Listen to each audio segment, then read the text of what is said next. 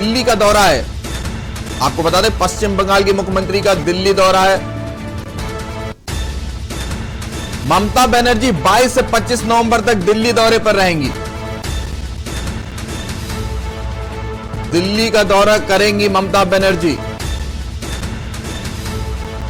संसद के सत्र के लिए विपक्ष के साथ बनाएंगी रणनीति। पश्चिम बंगाल के मुख्यमंत्री का दिल्ली दौरा। ममता बनर्जी 22 से 25 नवंबर तक दिल्ली दौरे पर हैं। आपको बता दें, तीनों कृषि कानून वापस होने के बाद यह दौरा काफी अहम देखा जा रहा है, अहम हो सकता है।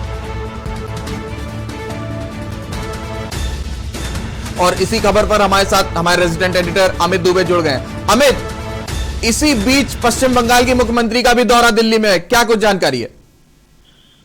देखिए, 29 नवंबर से संसद का शीतकालीन सत्र शुरू हो रहा है और ऐसे में जब तीनों कृषि कानून जो है प्रधानमंत्री की तरफ से वापस ले लिए गए, संसद में एक औपचारिकता होगी जिसमें कानून वापसी की जाएगी। और जो पार्लियामेंट का सत्र है वो 29 नवंबर से और 23 दिसंबर तक चलने वाला है।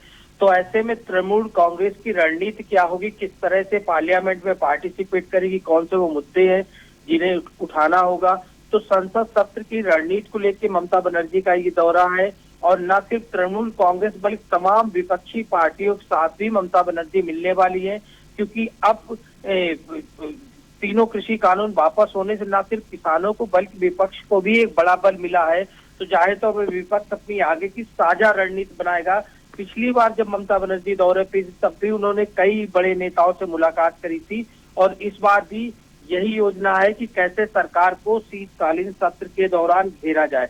अगर कुछ दिन पहले उनके ट्वीट की बात करें तो जब प्रधानमंत्री ने कृषि कानून वापस लिए थे तो उन्होंने किसानों के परिवार के प्रति न सिर्फ संवेदना व्यक्त करी थी बल्कि किसानों को, हर एक किसान को बधाई दी थी और ये भी उसमें लिखा था कि क्रूरता के लिए बीजेपी की निंदा भी की थी। तो जाहिर तौर पे अब जो विपक्ष पे बल मिला है तीनों कृषि कानून वापस होने के बाद, तो जाहिर तौर पर न सत्र सिर्फ हंगामेदार रहने वाला है बल्कि विपक्ष की एकजुटता कैसे रहे, इसलिए भी ममता बनर्जी का दौरा काफी अहम है।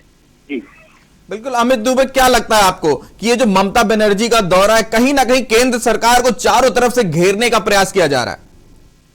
देखिए, अगर हम किसानों की बात करें तो किसानों के मुद्दे पे सारी पार्टियां जो है वो लगातार सरकार का विरोध कर रही थी, लेकिन एक मंच पे नहीं दिख रही थी और यही बड़ी वजह थी। आंदोलन इतने दिन चला, किसान भी लगातार मांग कर रहे थे कि सारे लोग जो है वो एक साथ आए, लेकिन अब क्योंकि कृषि कानून वापस हो गए हैं और ऐसे में जो रणनीति है, साझा रणनीति क्या होगी, क्योंकि हर एक के अपने अलग मुद्दे हैं, चाहे वो आम आदमी पार्टी हो, समाजवादी पार्टी हो, कांग्रेस हो, एनसीपी हो।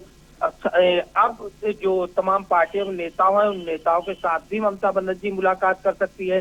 5 राज्यों में चुनाव होने वाले उस पे लेके भी चर्चा कर सकती है। और जो पिछला चुनाव था, ममता बनर्जी ने स्पष्ट किया था कि अगर 2024 में बीजेपी को हटाना है तो सबको न सिर्फ एक साथ आना होगा बल्कि उस रणनीति को अभी से ही तैयार करना होगा जिससे बीजेपी को घेरा जा सके। बिल्कुल अमित, जानकारी देने के लिए धन्यवाद। हमारे रेजिडेंट एडिटर अमित बता रहे थे कि सभी पार्टियां मिलजुल कर, एकजुट होकर बीजेपी को घेरने के प्रयास में है।